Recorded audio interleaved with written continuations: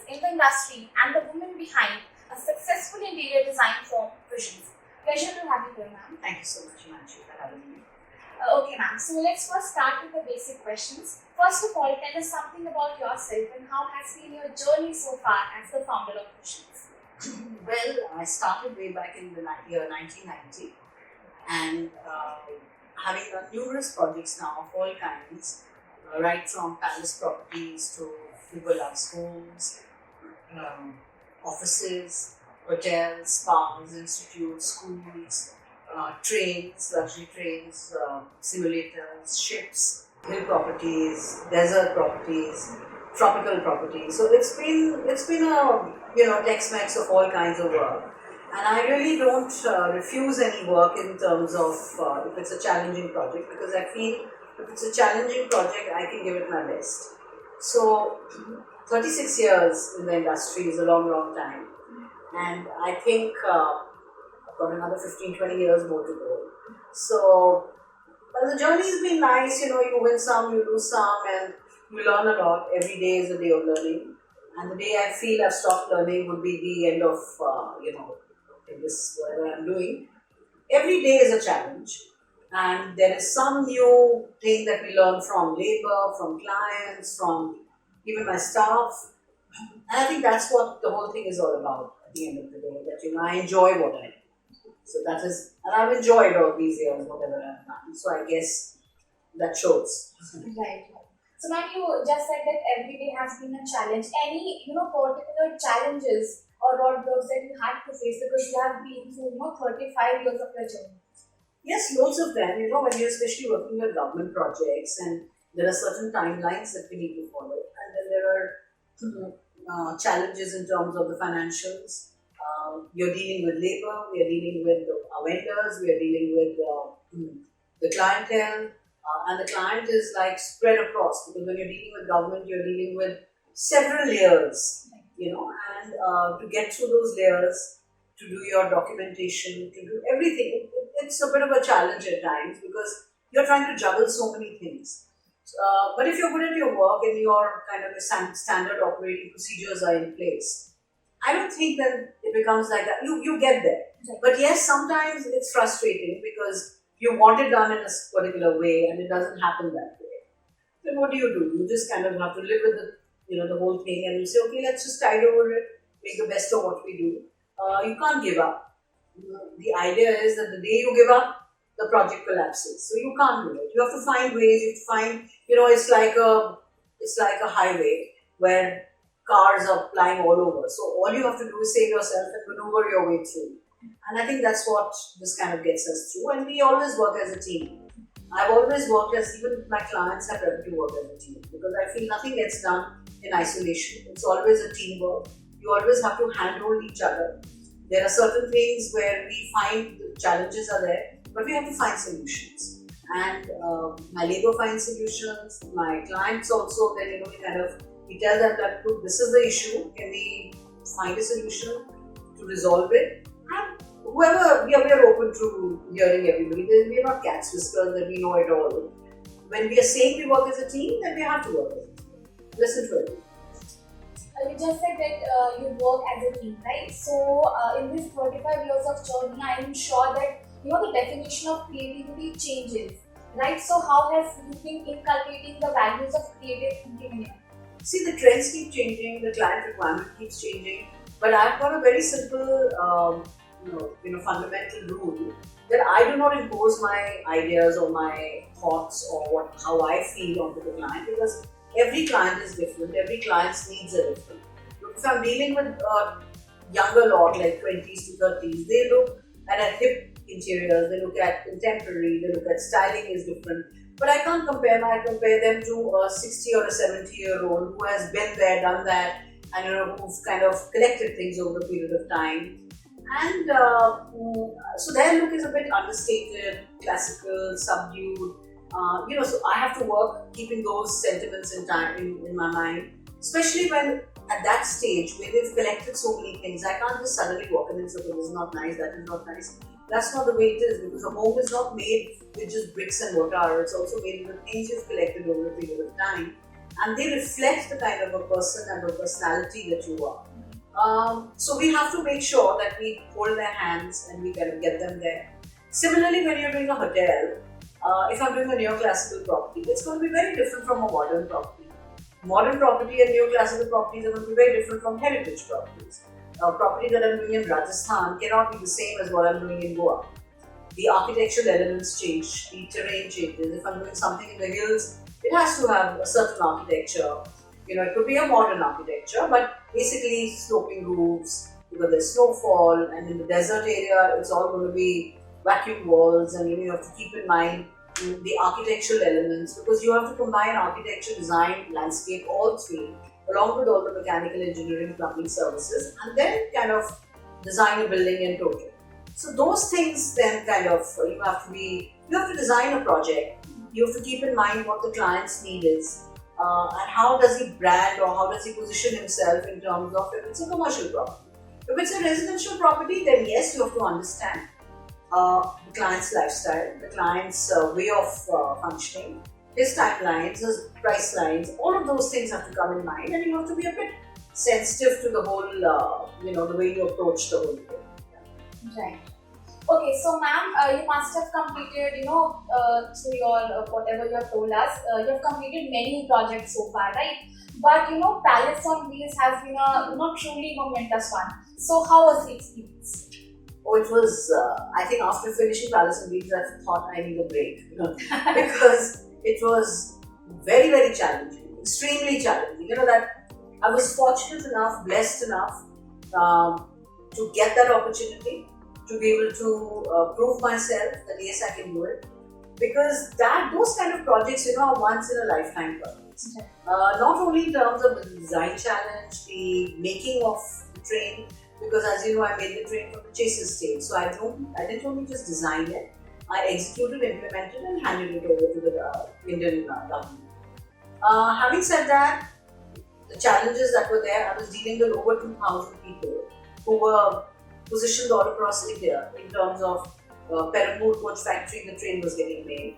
Rajasthan tourism was involved, Indian Railway Board was involved, and everybody was watching us internationally because we were number 10 in the world. We were the last train in the world because the top 10 trains, India was at the bottom.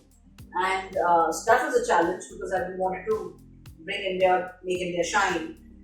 And by the time I finished doing it in 1995, we beat all the trains model, and we were virtually at number one slot, neck to neck with Royal Scotsman. And we beaten Orient Express, we beaten all these trains, which was, I think, a very a moment of great immense pride for me to be able to put India on a world map. Suddenly, everybody was go about Palace on Wheels. You have to see this Indian train. There was media all over. There was international media all over. And believe you me, in '95, the media was not as active as it is today. So we had a few, channels which were there. But what was very nice was the international media was so intrigued with how rich our cultural heritage is and how we have kind of depicted the whole thing in a 2.5 kilometer rake of 17 or 12 existing states, bringing out every state's architecture, design, culture, color scheme, mood boards, what are the places that you need to see by means of the tourism, the crests, the Zardozi, what all works happen in India in terms of the fabrics, the woven fabrics, the weaves. So everything was kind of imposed in, and designed in accordance with that particular state. The color schemes, like for example, I'll tell you, like Jodhpur is a desert state. So we had the sandy beiges with golds and things with the royal crest of Jodhpur, who was the founder of Jodhpur. The carpets were like that, the furniture was like that, the tiles in the bathrooms, with the attached bathrooms of every salon that we had was like that. So the ceilings had fresco work, which is very synonymous with India, and the kind of work which goes on in Rajasthan, which is the Rajwada feel to the whole thing. So it was actually like a palace which is moving, and especially for a foreigner who walks in, he sees India and Rajasthan being the gateway of India through the eyes of the Palace of Wheels, which was a very momentous moment for us, for all Indians, and to be proud because we were number one at that stage, and we retained that position till 2002, I think. And thereafter, the train did extremely, extremely well, and it was booked for the next 10 years. So that spoke for itself, and people were talking about it all over. So that, I think, was a great moment of pride for me, for the entire team of Rajasthan Tourism, of ICF Perampur Coach Factory and the Indian Railway Board, who showed immense faith in me, held my hand through the whole thing, and with all the challenges, with all the issues, because I'd never done a train before, and that too a luxury train, but I'd done enough palaces in Rajasthan. So I think that, my past knowledge and my past working of being in the palace properties kind of really helped me evolve and make this project what it came out to be. You've described it so beautifully. Thank you. Okay, so ma'am, you said that you see yourself, 10 to 15 years, in the line. So, what are your future goals? See, I don't plan anything in terms of, okay, I want this, I want that. Any project that comes to me, I want to give it my best shot and give it my honest shot. I don't take on too much work because I believe in quality, not quantity. My firm is not a corporatized firm where I have 20 partners and everything. So we are a mid-segment firm. We want to take on good projects, we want to do justice, and then we want to move on to the other one. So I sometimes refuse work because I feel what I have in hand, I need to finish that first and then move on. And anything that comes my way, if it's a nice project, I will refuse. I will always love to execute it, because the moment it has my stamp on it, I feel it needs, it needs a certain brand, and I have to do justice to it. Not only to the client, but even to my own conscience. Let's see. Okay, ma'am. So you have been, an inspirational figure for all the, budding women entrepreneurs. That's for sure, ma'am. Okay. So, as a source of inspiration for many, do you have any, any advice for them, or anything that you want to say to them? I don't know. I think there's never any shortcut to hard work, honesty, focus, and being very transparent. And that's what I work. My ethos has been, I tell my office people also, let's just give it our best shot. We always work as a team. It's not just my design, because I've got a young office and they are budding, designers and architects. They are also booming with design ideas, etc. So, and sometimes they do come up with very nice ideas. And so, as a person who's way senior to them, I need to appreciate that. I need to kind of tell them, okay, let's just do a little bit of twist in this and incorporate it, because they should also feel that their input has always been in the project. And I've seen that over a period of time when we finish projects, and then when we take the team there, or they keep going, they take so much of pride in the fact, saying, oh, I designed that, and I designed that element, I did that working drawing. And it's a great feeling, because they take immense pride in doing that. I may be the torchbearer, I may be the team leader, but I'm only the team leader. There is a team behind me, right, which kind of, not only just the team in the office, but even at site. I have my carpenters, my polishers, masons, plumbers, electricians, all of them, and some of them, it's the third generation that's working for me. I mean, the boys who were probably 1 year old are fathers today, and they're still working for me, and now their sons are ready to work for me. So, I must have done something okay, so that, this team has stuck around with me. They know my nature, I know their nature. We know our shortcomings. So we have to kind of work together in tandem, and that's okay. We are none of us perfect. So we just get there together, and we know that these things have to be streamlined, and this is the way it needs to be. Right. I think always needs a torchbearer like you to go forward. Well, okay, ma'am. So my last question: any quote or any source of inspiration for you, or a person you look up to that keeps you drive every day? I look up to people like Mr. Ratan Tata, and I think he's always been a huge inspiration for me, because he doesn't shout from the rooftops of what he is. Exactly. And he's very humble, very down to earth. He's not a show off, and he could buy 10 of those kinds 10 times over. But it's his humility, his humane nature, which kind of, I think, is a huge inspiration for people like us. That the sky is the limit. You were right at the top, at the pinnacle of your success, and yet you are very grounded. And I think that is really, really very important. There's no need to, I feel money can never buy you class. You can have a lot of money, but that class is something that has to be within you. You don't have to be very vocal about what you've achieved. Let your work speak for itself. So that is what I feel is my motto, at least in life.